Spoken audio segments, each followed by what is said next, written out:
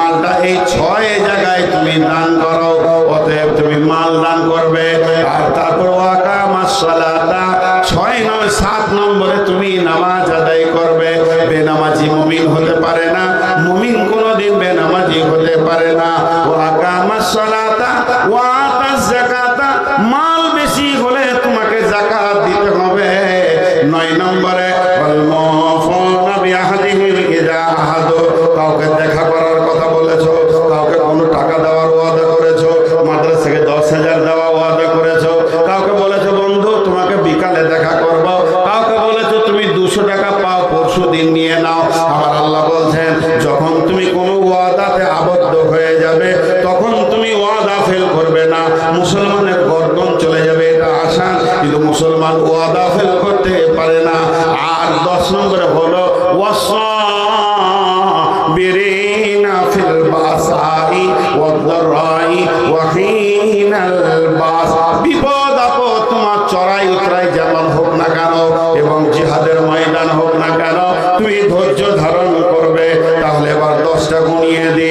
মান আমানা বিল্লাহি ওয়াল ইয়াউমিল আখিরি ওয়াল মালাইকাতি ওয়াল কিতাবি ওয়ান নাবিয়্যিন ওয়া আতাল মালা আলা হুব্বিহি দাবিল কুরবা ওয়াল ইয়াতামা ওয়াল মাসাকিন ওয়া ইবনাস সাবিলি ওয়াস সাইলিনা ফির রিকাব ওয়া আকামাস সালাতা ওয়া আতাজ যাকাতা ওয়াল মুফুনা বিআহদিহিম ইযা আহাদু ওয়াস সাবিরিনা ফিল বাসাই ওয়াদ দারাই ওয়া হিনাল বাস, উলাইকাল্লাযীনা সাদাকু ওয়া উলাইকা হুমুল মুত্তাকুন।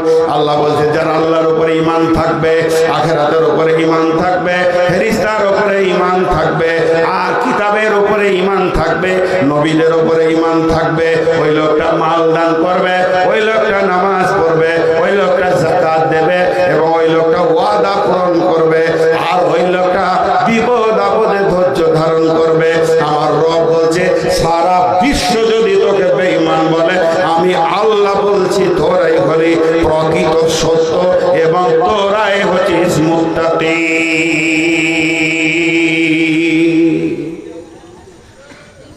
উঠবেন না, এখনো কথা আছে।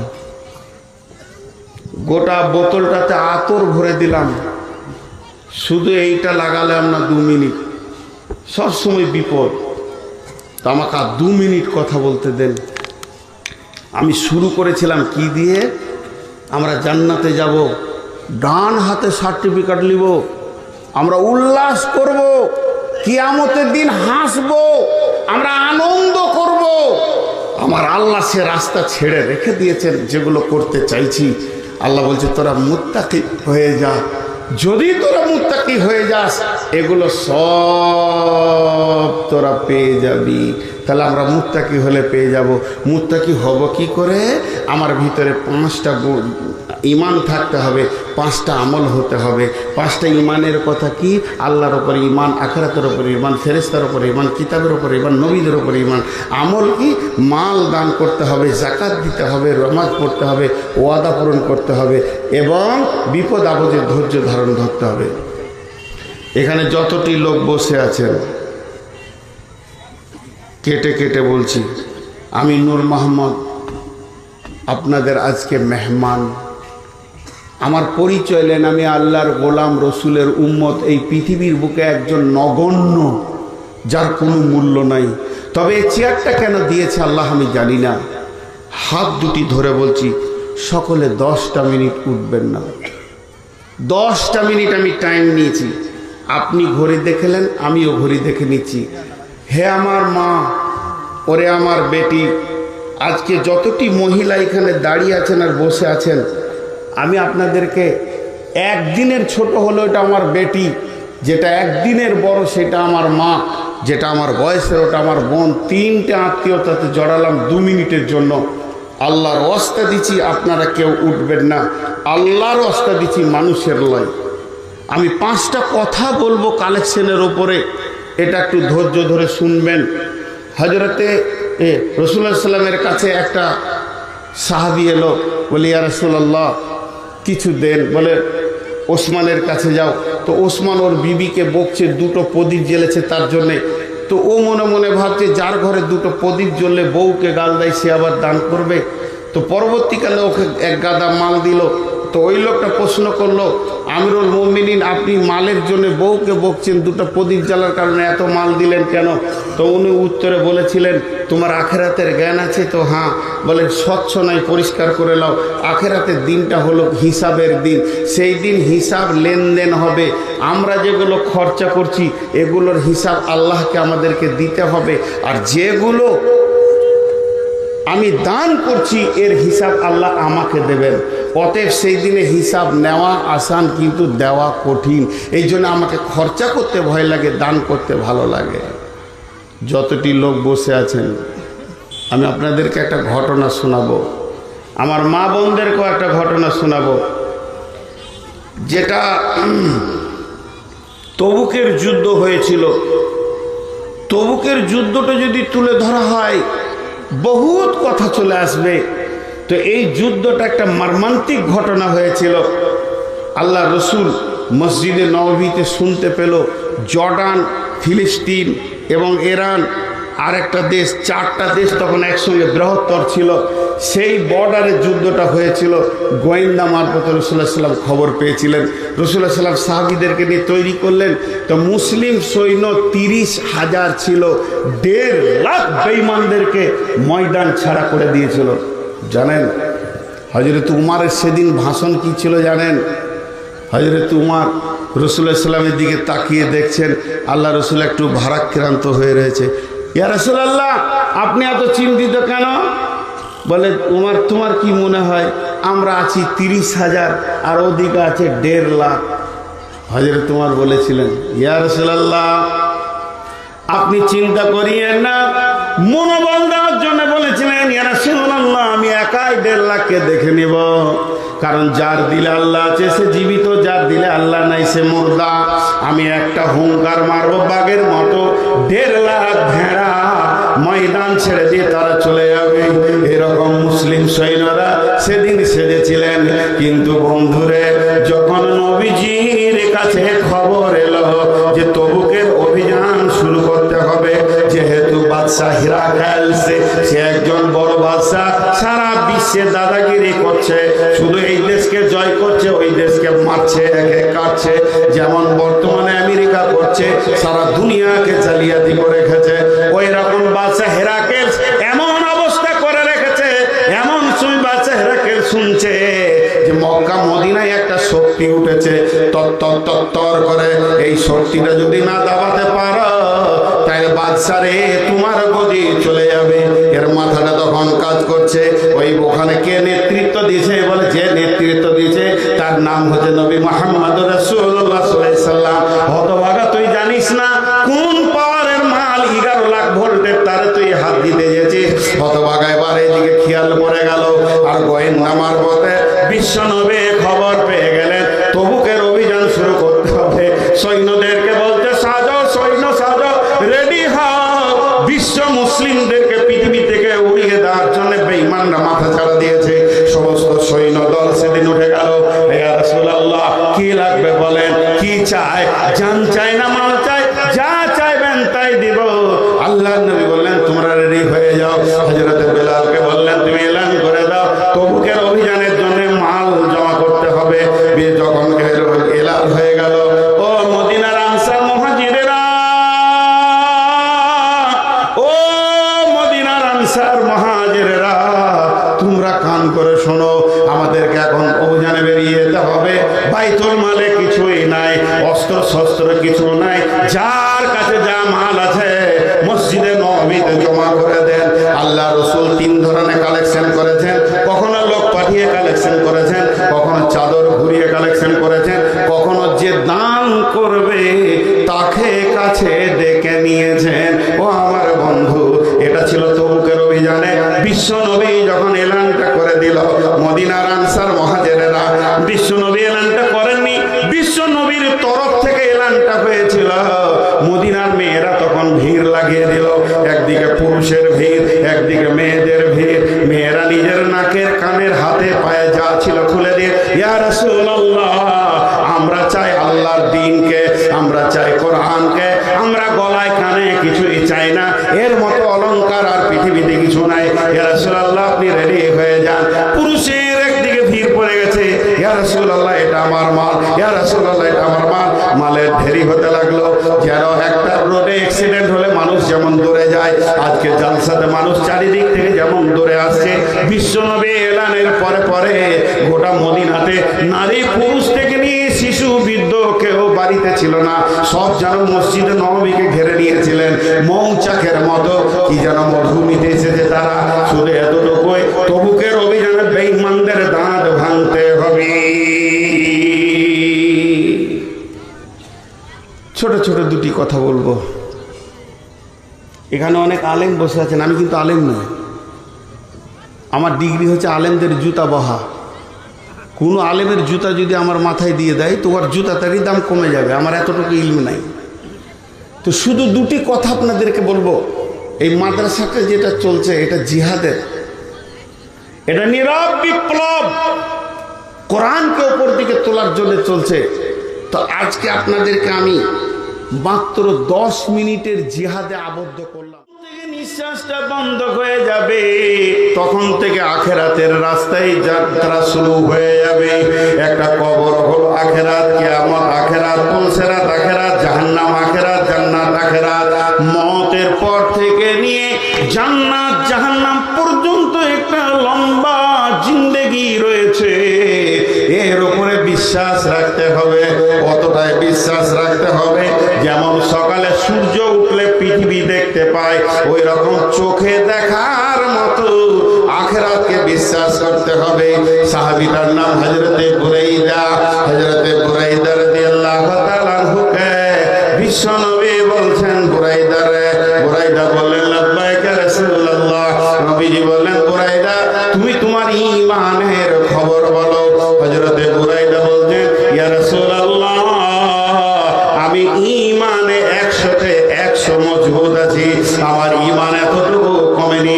নবীজি বলছেন, বুরাইদা রে তুমি যে ঈমানের এতটা দাবি করলে, এত বড় তুমি দাবি করলে, তো কেন তোমার দাবিটা আমাকে বুঝিয়ে দাও। হযরতে বুরাইদা রাদিয়াল্লাহু তাআলা আনহু বলছেন, ইয়া রাসূলুল্লাহ আমি সকালে যখন উঠেছি তখন যেন জাহান্নামের ভয়ে আমার দিল থরথর করে কাঁপছে এবং জান্নাতের আশাতে যেন আমার দিল বিগলিত হয়ে গেছে। ও দয়ার নবী গো, জাহান্নামের চিৎ, জাহান্নামের আর্তনাদ আর আগুনের গর্জন যেন আমার কান শুনতে পেয়েছে। আমি যেন মনে হচ্ছে 2 চোখে দেখতে পেয়েছি জাহান্নামের অবস্থান এবং জাহান্নামীদের অবস্থান, আর তাদের চিৎগুলো আমার কানকে ঝাঞ্ঝরা করে দিয়েছে। আপনার কথা আর জাহান্নাম অক্ষরে অক্ষরে মিলে গেছে, আল্লাহর কালাম পাক আর জাহান্নাম অক্ষরে অক্ষরে মিলে গেছে। এবং আপনি জান্নাতের ব্যাপারে যেমন বলেছেন আঙ্গুর দিয়ে, ফল দিয়ে, কলা দিয়ে আর আনার দিয়ে সাজানো আছে, ও ইয়া রাসূলুল্লাহ আমি যেন ওইভাবে জান্নাত স্তরে স্তরে সাজানো দেখতে পেয়েছি। কি হবে? একজনকে চা আমি খেতে দেবো না, নিজেও খাবো না। ওরা কি পাপ করে এসছে? আর যে কটা স্টেজ আছে কটা কি আবার পূর্ণ করে এসছে নাকি? তাহলে আমার বক্তব্য বন্ধ থাকবে।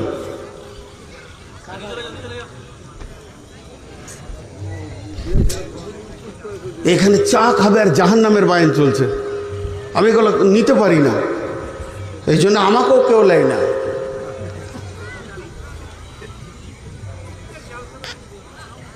মোটিভটাই শেষ হয়ে গেল। হ্যাঁ, হযরতে বুরাইদা বলছেন, ইয়া রাসূলুল্লাহ আমি জান্নাতকে ওরকম দেখছি, মনে হচ্ছে যেন আমি চামড়ার চোখে দেখছি। বিশ্বনবী বললেন, বুরাইদা রে তুমি যে ঈমানের দাবি করেছো তোমার দাবি সত্য। বুরাইদা বলছেন, দয়ার নবী গো আমার এইভাবে সকাল গেছে, দুপুর গেছে, সন্ধ্যা গেছে, এইভাবে আমার বিকাল গেছে, সারাদিন যেন জান্নাতের আশা আর জাহান্নামের ভয়ে কেটেছে। আল্লাহর নবী উত্তরে বলছেন, বুরাইদা রে তুমি কামিল ঈমানের উপরে আছো। তাহলে 2টা বলা হলো, একটা হলো আল্লাহর উপরে ঈমান, একটা হলো আখিরাতের উপরে ঈমান। পৃথিবীতে বসে থেকে কবরের আযাবকে দেখতে হবে, কবরের আর্তনাদ শুনতে হবে, মনে হবে ঈমানের পাওয়ার এমন এসে যাবে, সবগুলো আমি দেখতে পেয়েছি। নাম্বার 3 ওয়াল মালাইকা, আল্লাহর ফেরেশতা ফেরেশতা বলে একটা প্রাণী আছে, তার উপরে ঈমান আনতে হবে। ফেরেশতা তো আমাদের থেকে দাম কম, তবে কেন ওদের উপরে ঈমান আনবো? বন্ধুরে, এটা লম্বা তাফসীর আছে, আমি ওদিকে যাচ্ছি না। ছোট দুটি কথা বলে ছেড়ে দিচ্ছি। একটা হচ্ছে, যদি কেউ জানে এখানে সরকারের সিআইডি আছে, সে সরকারের বিরুদ্ধে কথা বলবে না। মানুষের ভিতরে আল্লাহর দয়াটা অফুরন্ত এসে গেছে, এই জন্য মানুষ পাপ করে। যদি সে জেনে নেয় যে ফেরেশতা আমার সাক্ষী হয়ে যাবে, আর যে পাপের সাক্ষী হয় ওই পাপটা মিটতে বড় কষ্ট হয়, অতএব মানুষ ফেরেশতাকে মনে রাখলে পাপ করবে না। নাম্বার 2, আমাদের এখানে এসে মুখ খুলেছিল কে? ফেরেশতা। ক্বালু আতাজআলু মান ইফসিদু ফিহা ওয়া ইয়াসফিকু দিমা ওয়া নাহনু নুসাব্বিহু বিহামদিকা ওয়া নুকাদ্দিসু লাকা ক্বালা ইন্নী আ'লামু মা লা তা'লামুন। ফেরেশতারা বলেছিল, মাবুদ, ওরা পৃথিবীতে রক্ত বইবে, ওরা পৃথিবীতে খুনাখুনি করবে, আমরাই তো আপনার ইবাদতের জন্য যথেষ্ট। তার মানে এখান থেকে আল্লাহ বলতে চাইছেন, ফেরেশতারা তোদের এগেনস্টে রয়েছে, এমন ভাবে তোদেরকে আমল করে দেখাতে হবে ফেরেশতা যেন মাথা নামা করে দেয়। আল্লাহ তাবারাক ওয়া তাআলা বলছেন, মান আমানা বিল্লাহি ওয়াল ইয়াউমিল আখির ওয়াল মালাইকা। আল্লাহর উপরে ঈমান, আখিরাতের উপরে ঈমান, ফেরেশতার উপরে ঈমান। 4 নম্বরে বল কিতাব। কিতাব, এই কিতাবের মধ্যে কোনো সন্দেহ নাই। শুধু যদি কিতাবটা নিয়ে কথা বলা যায়, আল্লাহ বলছেন, যালিকাল কিতাবু লা রাইবা ফীহি, এই কিতাবের মধ্যে কোনো সন্দেহ নাই। ওয়া ইন কুনতুম ফী রাইবিন মিম্মা নাযালনা আলা আবদিনা ফাতু বিসূরাতিন মিন মিসলি, এই কিতাব যদি তোদের সন্দেহ হয় আমি আমার গোলামের উপরে যা নাজিল করেছি, তাহলে তোরা এইরকম একটা কিতাব লিখে দেখিয়ে দিতে পারবি না। খবরদার, কিতাবের উপরে পরিপূর্ণ ঈমান আনতে হবে। এর একটা জের, এর একটা জাবার মিথ্যা নাই, একটা পেশ, একটা তাসদীদ মিথ্যা নাই, একটা অক্ষর শব্দ তো দূরের কথা, সমস্তগুলো সত্য। এর উপরে কোনো সত্য নাই, মহা সত্য কিতাবের উপরে ঈমান আনতে হবে। আর 5 নম্বরে ওয়ান নবীন, নবীদের উপরে ঈমান আনতে হবে। যতগুলি নবী পৃথিবীতে এসেছিলেন সব সত্য নবী, একটা মিথ্যা নবী নয়, সব আল্লাহর প্রেরিত নবী। আল্লাহ সকলকে পাঠিয়েছেন, সবাই যেন পৃথিবীর মুখে নিজে নিজে আসেননি। আল্লাহর প্রেরিত রাসূলের উপরে সকলকে ঈমান রাখতে হবে, কামিল ঈমান রাখতে হবে।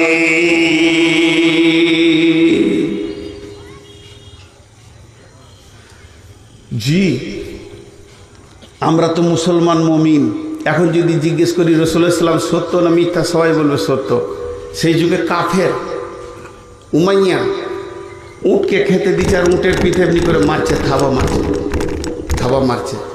আর রাসূলুল্লাহ সাল্লাল্লাহু রাস্তায় হেঁটে যাচ্ছে, তো উমাইয়া বলছে, এই বেটা মুহাম্মদ, তোকে এই উটে চেপে হত্যা করব। আল্লাহ রাসূল বেশি লম্বা চড়া উঁচু নিচু কিছু কথা বলেননি, মিষ্টি মানুষ ছিলেন। হালকা করে বলল, বেটা আগামী দিনে তুই মরবি। বাস, উটকে খেতে খেতে দিয়ে বাড়িতে গিয়ে খেতে বসছে, তো মনে হচ্ছে 7 কালের রোগা খেয়েছে। বিবি বলছে, কি হলো জি, তোমাকে দেখে রোগা রোগা লাগছে যে, তোমার চেহারাটা অস্বাভাবিক লাগছে যে। বলছে, বলিস না রে, ওই মোহাম্মদকে বললাম যে উঠে চেপে মারবো, তো পাল্টা বললে যে আগামী তুই মরবি। তো কাফের মুশরিকা মেয়ে কি বলছে দেখেন, ঈমান নাই, সে বলছে ওর মুখে মিথ্যা বের হয় না, তোমার আর উপায় নেই। তাহলে রসুলকে কত বিশ্বাস ছিল, কিন্তু হিংসাই মানতে পারেনি। তাহলে কটা জিনিসের উপর ঈমান আনতে হবে? আল্লাহর উপরে ঈমান, আখিরাতের উপরে ঈমান, ফেরেশতার উপরে ঈমান, কিতাবের উপরে ঈমান, নবীদের উপরে ঈমান। আমল করতে হবে 5টা। ওয়াতাল মাল, এটা শেষে বলবো, এটা জমায় রাখলাম। 6 নম্বরটা জমায় রাখলাম। 7 নম্বরে ওয়াকামাস সালাতা ওয়া আতাজ যাকাতা ওয়াল ওয়াকামাস সালাতা ওয়া আতাজ যাকাতা ওয়াল মুফুনা বিআহদিহিম ইযা আহাদু ওয়াস-সাবিরিনা ফিল বাসাই ওয়াদ-দারাই ওয়া হিনাল বাস। উলাইকা আল্লাযীনা সাদাকু ওয়া উলাইকা হুমুল মুত্তাকুন। আল্লাহ তাবারক ওয়া তাআলা বলছেন ওয়া আতাল মাল, 6 নম্বরে তোদেরকে মাল দান করতে হবে, এটা ব্যাখ্যা করলাম না। তারপরে বলছেন সালাত আদায় করতে হবে, ওয়া আকামাস সালাতা, খবরদার তোরা বেনামাজি হস না। যদি জান্নাতে যেতে চাস, ডান হাতে সার্টিফিকেট নিতে চাস আর মুত্তাকি হতে চাস, খবরদার সালাত আদায় ছাড়বি না। ওয়া আতাজ যাকাতা, যদি তোদের মাল বেশি হয় তো যাকাত দিতে হবে। তারপরে নম্বরে বলছেন ওয়াল্লাযুনা বিআহদিহিম ইদা আহাদু, যখন তুমি কারোর সঙ্গে কোনো চুক্তিতে আবদ্ধ হবে, কোনো ওয়াদা করবে, তখন ওয়াদাকে পুরা করতে হবে। ওয়াল্লাযুনা বিআহদিহিম ইদা আহাদু ওয়াস-সাবিরিনা ফিল বাসাই ওয়াদ-দাররাই ওয়া হিনাল বাস, এবং বিপদে আপদে জিহাদের ময়দানে ধৈর্য ধারণ করতে হবে। তাহলে 5 5 10টা হয়ে গেল। তাহলে প্রথম নম্বরে মাল দান করতে হবে। মুসলমান মাল হয়ে যাবে, দান করবে। আমাদের ধারণা হচ্ছে যার মাল বেশি তার দান বেশি, কিন্তু কোরআন বলছে না, যার ঈমান বেশি তার দান বেশি, যার ঈমান বেশি তার দান বেশি।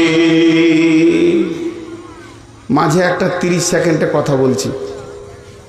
আমি মাদ্রাসার ফসল, মাদ্রাসা থেকে জন্ম নিয়েছি, কালেকশন আমি শেষে করব। এখন মালের কথা বলছি মানে আপনারা ধরবেন না যে কালেকশন করছে, আমাকে তফসিরটা করতে দেন। আল্লাহর রাস্তে বলছি, কেউ উঠবেন না। 5 মিনিট কালেকশন যথেষ্ট, আপনারা উঠবেন না আল্লাহর রাস্তে, বলেন ইনশাআল্লাহ। মা বোনেরা আর 5টা 10টা মিনিট দেন, বেশি টাইম আপনাদের কাছে আর নিব না। উঠতে মানা করলি আবার উঠছে, কোন বিপদ করলাম। উঠিয়েন না ভাই আমার, মা বোন খুব অল্প সময় দেন, বহুত সময় দিয়েছেন। এবার প্রথম নম্বরে 5টা আমল করতে হবে। 1 নম্বরে হলো মাল দান করো। ইসলামের যেখানেই কাজে লাগবে, কোরআন যেখানে তোমাকে মাল দিতে বলেছে, জাবিল কুরবা ওয়াল ইয়াতামা ওয়াল মাসাকিনা ওয়া ইবনাস সাবিলি ওয়াস সাইলিনা ওয়া ফির রিকাব, মালটা এই 6 জায়গায় তুমি দান করো। অতএব তুমি মাল দান করবে। আর তারপর ওয়াকামাস সালাতা, 7 নম্বরে তুমি নামাজ আদায় করবে। বেনামাজি মুমিন হতে পারে না, মুমিন কোনদিন বেনামাজি হতে পারে না। ওয়াকামাস সালাতা ওয়া আতাজ যাকাতা, মাল বেশি হলে তোমাকে যাকাত দিতে হবে। 9 নম্বরে ওয়াল মুফুনা বিআহদিহিম ইযা আহাদু, কাউকে দেখা করার কথা বলেছো, কাউকে কোনো টাকা দেওয়ার ওয়াদা করেছো, মাদ্রাসাকে 10,000 দেওয়া ওয়াদা করেছো, কাউকে বলেছো বন্ধু তোমাকে বিকালে দেখা করবো, কাউকে বলেছো তুমি 200 টাকা পাও পরশু দিন নিয়ে নাও। আমার আল্লাহ বলছেন, যখন তুমি কোনো ওয়াদাতে আবদ্ধ হয়ে যাবে, তখন তুমি ওয়াদা ফেল করবে না। মুসলমানের গর্দন চলে যাবে, এটা আসান, কিন্তু মুসলমান ওয়াদা ফেল করতে পারে না। আর 10 নম্বরে হলো ওয়াস-সাবিরিনা ফিল বাসাই ওয়াদ-দাররাই ওয়া হিনাল বাস, বিপদ আপদ তোমার চড়াই উতরাই যেমন হোক না কেন, এবং জিহাদের ময়দান হোক না কেন, তুমি ধৈর্য ধারণ করবে। তাহলে এবার 10টা গুনিয়ে দে। মান আমানা বিল্লাহি ওয়াল ইয়াউমিল আখিরি ওয়াল মালাইকাতি ওয়াল কিতাবি ওয়ান নাবিয়্যিন ওয়া আতাল মালা আলা হুব্বিহি যাবিল কুরবা ওয়াল ইয়াতামা ওয়াল মাসাকিনা ওয়া ইবনাস সাবিলি ওয়াস সাইলিনা ফির রিকাব ওয়া আকামাস সালাতা ওয়া আতাজ যাকাতা ওয়াল মুফুনা বিআহদিহিম ইযা আহাদু ওয়াস-সাবিরিনা ফিল বাসাই ওয়াদ-দাররাই ওয়া হিনাল বাস, উলাইকাল্লাযীনা সাদাকু ওয়া উলাইকা হুমুল মুত্তাকুন। আল্লাহ বলছে, যারা আল্লাহর উপরে ঈমান থাকবে, আখিরাতের উপরে ঈমান থাকবে, ফেরেশতার উপরে ঈমান থাকবে, আর কিতাবের উপরে ঈমান থাকবে, নবীদের উপরে ঈমান থাকবে, ওই লোকটা মাল দান করবে, ওই লোকটা নামাজ পড়বে, ওই লোকটা যাকাত দেবে, এবং ওই লোকটা ওয়াদা পূরণ করবে, আর ওই লোকটা বিপদ আপদে ধৈর্য ধারণ করবে। আমার রব বলছে, সারা বিশ্ব যদি তোকে বেঈমান বলে, আমি আল্লাহ বলছি তোরাই হলি প্রকৃত সত্য এবং তোরাই হচ্ছিস মুত্তাকি।